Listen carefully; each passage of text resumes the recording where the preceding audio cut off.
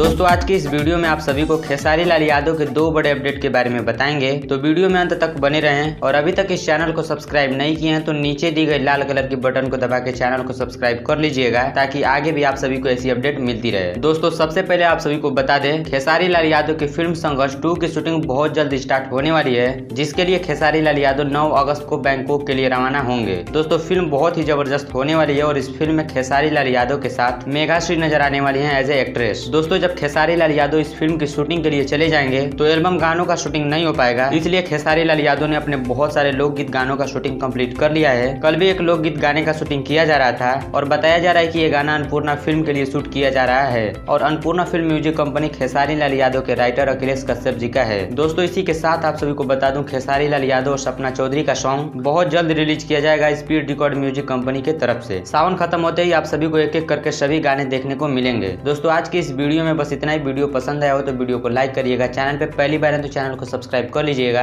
ताकि आगे भी आप सभी को ऐसी अपडेट मिलती रहे।